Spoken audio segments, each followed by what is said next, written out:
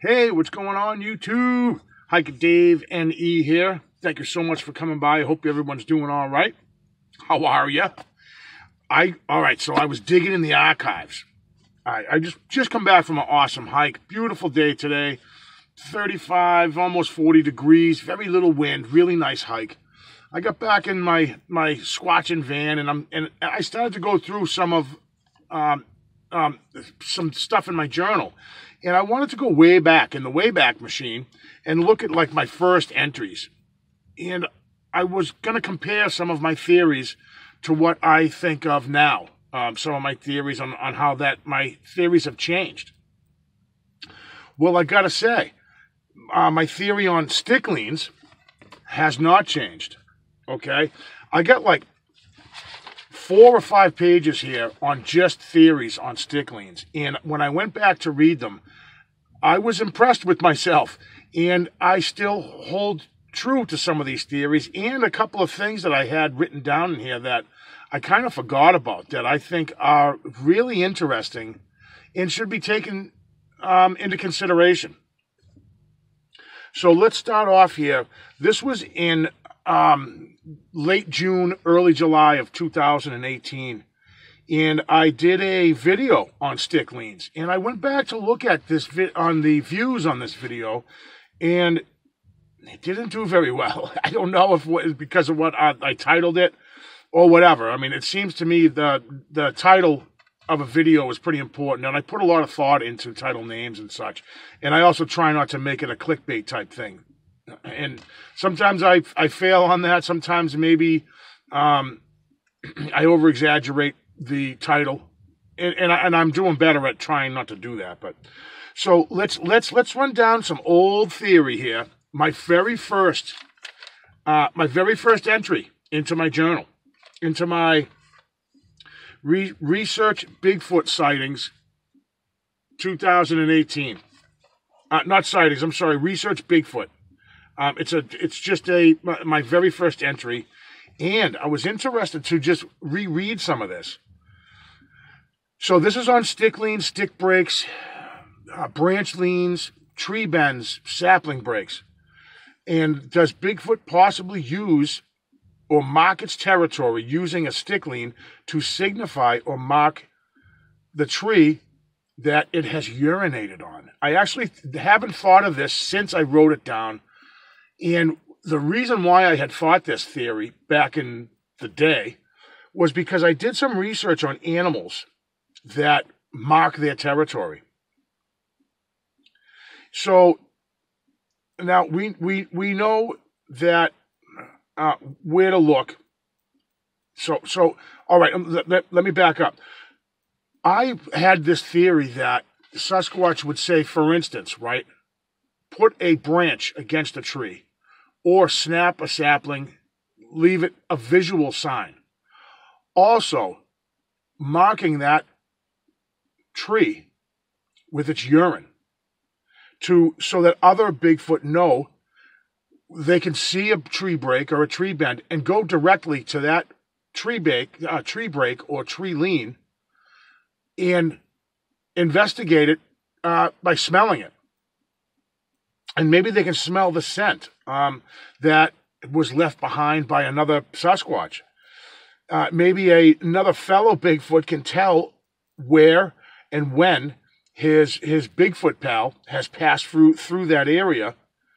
And so that actually, and I got down as detailed as another Sasquatch can actually tell the scent on that tree if they're related to that Sasquatch. Is it a family member or a clan member where they would know that scent? And they can track members of their family or clan through these stick breaks and tree leans and sapling breaks and structures and things like this.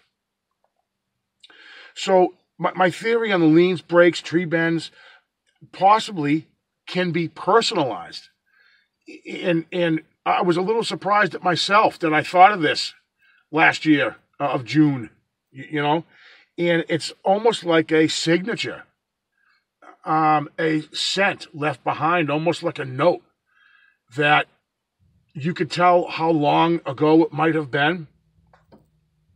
Sasquatch could follow a particular type of break or tree lean, and have the ability to follow a fellow family member or clan member where it's been, following what direction his clan member or brother or sister is traveling, depending on the age of the break or the age of the bend, how old the stick lean is, when this certain particular Bigfoot passed through the area. Now, I do have a reason for this theory, and this is all written down. I'm so glad I keep a journal. So from region to region, area to area, right?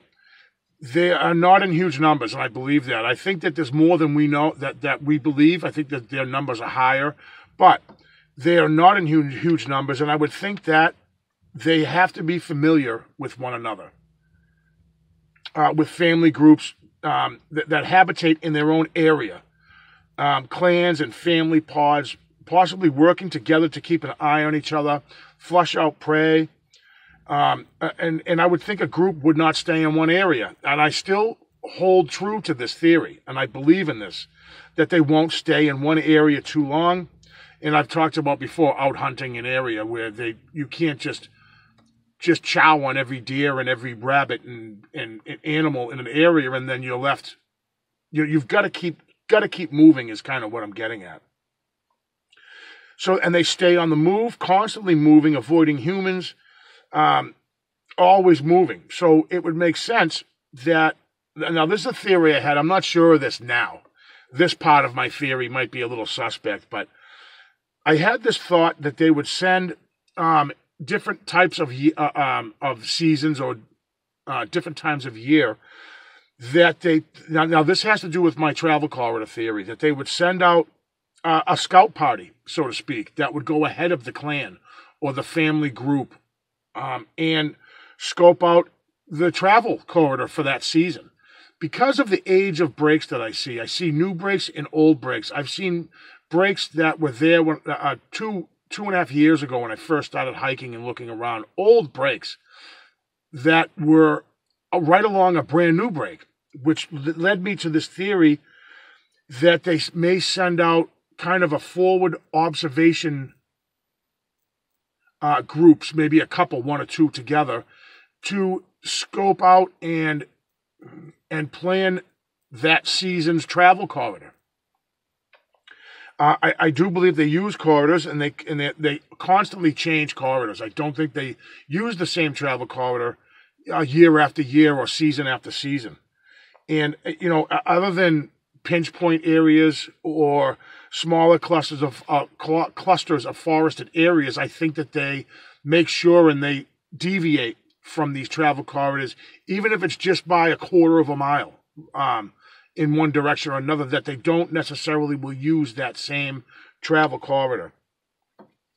So they'll send out, perhaps, my theory only, guys, please keep it in mind, and this is also early Hiker Dave theory, that they'll let these scouts go ahead, and what possibly they may do is leave their scent on a tree break or a specific tree lean, where a following group that would, once this scout group or a couple of individuals go ahead and they're, say, 2 weeks ahead of them, they'll set out and they're able to follow these. It's not that they're lost and they're making these tree breaks or tree bends to find their way through the woods. They are following this scout party's markings, whether they're visual or by scent, to follow an area and leans and bends that are left by this forward observation group. And they read the signs and breaks and follow a safe travel area or travel corridor. So it was my opinion even back then, and still is today, that they can determine exactly who left that break. It could depend on the height of the sapling break.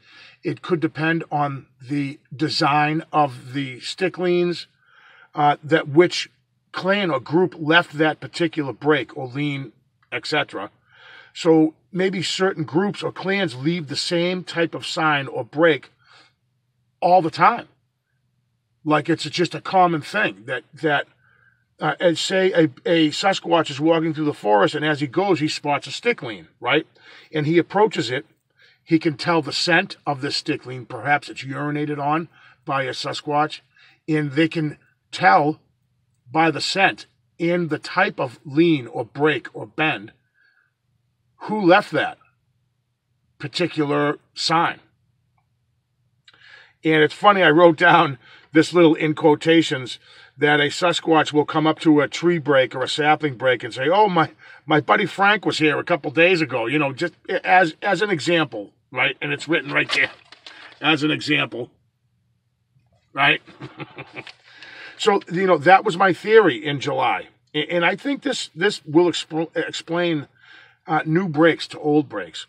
I don't believe they use the same travel corridors. So this is my thing. I believed it then, and I believe it now, that they move across an area, and it could be years before they use the same exact travel corridor again. Now, I'm not saying that they don't use the same travel corridor, but I do believe that they will use the same area, right? The same corridor may be very, very wide, but a specific small corridor is changed season to season or year to year. And it may be a great span of time between they go back to a corridor and follow old leans, breaks, tree bends, and stuff like that. So now, as far as sticklings marking its territory, I did some research back in the day in 2018. I wrote down some animals that do this. The very same thing. They mark where they are in their territory. Jaguars, for instance, in South America, will mark its territory by urinating on a tree and clawing it, leaving not only a visible sign, but a territory marker as a scent as well. And they use that for mating. Lions mark their territory as well as spraying trees. Rhinos mark its territory by digging a hole and pooping or urinating in it as well, and then they'll cover it up. Leopards, dogs, hyenas, cats, cheetah, coyote, squirrels, hippos, mountain lions, panda bears, rabbits, deer. All of these animals use that method of marking its territory, and it really only stands to reason that Sasquatch, although I believe it to be much more intelligent than any of these animals I just named off, I would think that they use that same method to mark its territory. So now when it comes to Sasquatch, why would they not do the same, mark their territory? And here's some of the reasons that I had written down. Number one would be food source and hunting grounds. There has to be competition for food source. I would have to think that the numbers of Sasquatch are a little bit higher than we may believe. And I don't know the range that a Sasquatch needs for its habitat, but if they're constantly on the move, they don't need 5 miles per Sasquatch to keep themselves alive for hunting and things like this. And depending on the population, there needs to be a limit, right? So they're either limiting their hunting area or they're on the move. And I believe it's the latter. I think they're constantly on the move. Now, their habitat, or living quarters, so we can all agree, I think, that Sasquatch, they're not all related to each other. So there's got to be separate family clans or groups that travel together, and there has to be some sort of separation between these family units. And I'm sure that they work together to survive, to help each other, but they keep themselves at a distance from each other. They can't travel in a group of 100 Sasquatch, and then you've got interbreeding going on, and that presents a whole bunch of genetic problems. Now, the rogue element, the rogue Bigfoot, was something that I thought of back in June of 2018. I believe that there are rogue Sasquatch, possibly orphans. In order to ensure, like, say, a rogue or an outcast Bigfoot, there has to be boundaries. And I think some of these tree markers, they may leave their scent on a tree or a tree bend or a sapling break that can tell a rogue Sasquatch, listen, you're invading an area. If it's an old break, sapling break or a tree lean, a single Sasquatch just traveling on its own knows, okay, this is old. There's no scent here. I can hunt here without encroaching on another Sasquatch clan or family. And, the intent, you know what I mean? So to leave behind a scent, I think could have many meanings, not only just to mark its territory, but also to ward off other Sasquatch that this area is occupied, or an old sign could tell a Sasquatch there's no current Sasquatch in the area. Kind of gives them the green light to hunt that area. So, of course, I wrote down here my theory could be wrong, and I love saying that because, of course, it's just a theory. But I do think it is a solid theory. Some of these things here that I wrote down, that I think that these structures, too, have a specific meaning. Some of these tree leans, I think that there is something to it. And I know I've made a bunch of videos about the importance of sign. Because, of course, I have never set my eyes on one. I'm reduced to just reading the sign that I see in my area. So, I do appreciate you guys at least taking the time to listen to some of this stuff. These are just some of my thoughts. And I just find it interesting to be able to go back and see some of my early journal entries, and I thought I would share them with you guys. So thank you guys so much for coming by. I definitely do appreciate it. I'm going to be doing a lot more exploring further north of my area. So that's going to be interesting. I want to do more exploring further away from my comfort zone here. So I'm looking forward to those videos. That's going to be a lot of fun. Thank you again, guys, for coming by. I do appreciate it, and I'll definitely see you guys on the next one.